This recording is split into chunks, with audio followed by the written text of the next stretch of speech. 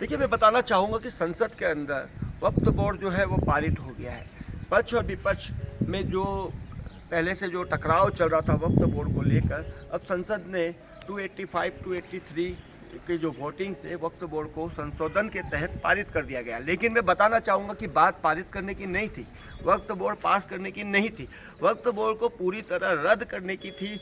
वक्फ board जो जिस तरीके से इलीगल तरीके से बनाया गया था, वो लोग किसी भी ज़मीन पर किसी भी जगह पर हाथ रख देते थे, किसी भी मंदिर या किसी भी खेत के ऊपर हाथ रख देते थे, किसी के मकान के ऊपर हाथ रख देते थे और बोलते थे कि ये वक्फ बोर्ड की ज़मीन है, तो वहाँ पर वो कब्जा हो जाता था। तो सोचिए कितने लाखों किलोमीटर की ज़मीनें, कितने हज़ारों किलोमीटर की जो ज़मीनें होती है, कितने कितने बड़ी ज़मीनें होती है, उन्होंने वहाँ पर कब्जा कर रखा है वक्फ बोर्ड ने आज़ादी के बाद से। तो वक्फ बोर्ड को बुरी तरह जो है खारिज करने की बात थी, लेकिन वक्फ बोर्ड पास हो गया। ये भारत के लिए नुकसानदायक है, हिंदुओं के लिए भी नुकसानदायक है।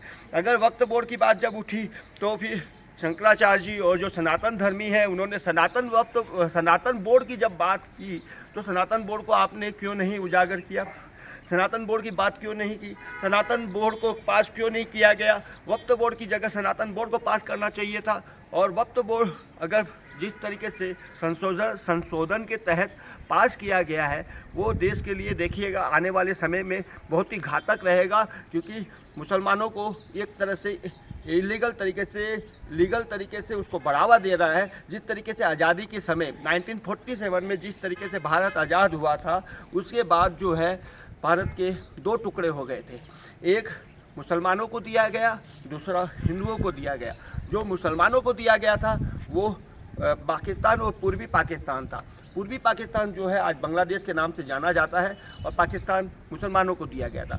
जब जिन्ना को ये पार्ट दे दिया गया था कि मुसलमान वहाँ रहेंगे, हिंदू हिंदुस्तान में रहेंगे, उसके बाद कुछ हिंदुओं जो होते हैं, जब दंगा फसाद, लड़ाई झगड़ा, मार काट होने लगा, तो हिंदुओं को दया आ गई। तो हिंदुओं ने ये कहा कि चलो आप यहाँ पर रह सकते हैं, यहाँ पर हिंदुस्तान में। तो मुसलमान यहाँ बस गए।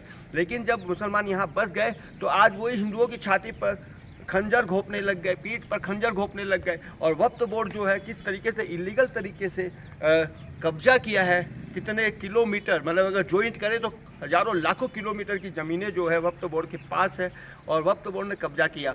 मैं बता रहा हूँ, अगर बिल पास किया गया है तो वो सारी की सारी ज़मीनें जो है सरकार के अंतर्गत होनी चाहिए, सरकार उसका जो है संचालन करेगी, और मुसलमानों के हाथ में नहीं होनी चाहिए। वक्फ बोर्ड में एक चीज़ और पास किया गया है कि गैर मुसलमान, मैं बता रहा हूँ, गैर मुसलमान वक्फ बोर्ड में नहीं रहेगा। माने हिंदू जो है, सिख है, जो इतनी बड़ी मेजॉरिटी में खड़ा है 80-85%, उसको जो है वक्फ बोर्ड वो उसका इंटरफेयर वक्फ बोर्ड में नहीं रहेगा। अरे भाई, ये कैसे नहीं रहेगा, किस तरह से नहीं रहेगा?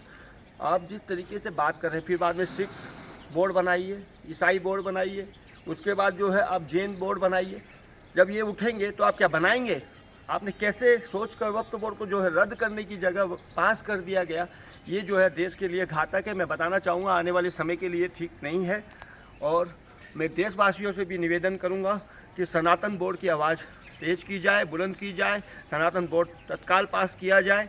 और सनातन बोर्ड के लिए पूरा हिंदुस्तान के सभी हिंदू नहीं, पूरे हिंदुस्तान ही नहीं, पूरे विश्व के हिंदू जो है सनातन बोर्ड चाहते हैं। क्योंकि जब भी कहीं भी, जैसे बांग्लादेश में अत्याचार होता है, पाकिस्तान में होता है, अफ़गानिस्तान में होता है, और हिंदुस्तान वर्ल्ड के किसी भी कोने में हिंदुओं के साथ जब भी कभी भी अन्याय अत्याचार होता है, तो यहाँ के हिंदू खड़े होते हैं, मुसलमान कोई खड़ा नहीं होता है, मुस्लिम कोई खड़ा नहीं होता। लेकिन जब यहाँ पर मुसलमान जो है अत्याचार नहीं होकर भी रह रहे, भाईचारा भी निभा रहे, और थोड़ी सी बातों पर दंगा फसाद खुद करते हैं, तो ये विदेशों में जो मुस्लिम कंट्री है उनसे सहायता लेते हैं, उनसे फंडिंग करवाते हैं, उनसे जो है मनमानी जो है न्यूज़ छपवाते हैं, और भारत के हिंदुओं को और भारत को बदनाम करते हैं। ये बदनाम करने में एक सेकंड नहीं निकालते मुस्लिम, लेकिन अपनी बात होती है तो एक मिनट नहीं निकालते पूरे भारतीयों को, भारत को, और जिस थाली में खाते हैं उस थाली में छेद करते हैं, उसी थाली को उठा के फेंक भी देते हैं।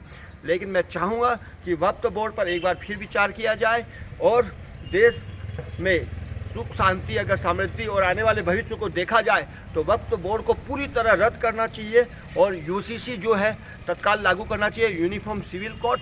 और यूनिफॉर्म सिविल कोड लागू करके वक्फ बोर्ड को भी वक्फ बोर्ड समाप्त करके यूनिफॉर्म सिविल कोड जो है वो लागू करना चाहिए। और मुस्लिम लोगों ने जितना कब्जा किया है वो सारी की सारी जो कब्जा की हुई ज़मीनें हैं उसको सरकार के अंतर्गत करिए, तभी देश जो है आगे बढ़ेगा। मैं इसी के साथ हेमंत तोसावड़, हेमंत टीवी चैनल से मैं चाहूँगा कि आप इसको शेयर करें, सब्सक्राइब करें और बात को समझें और आने वाले समय में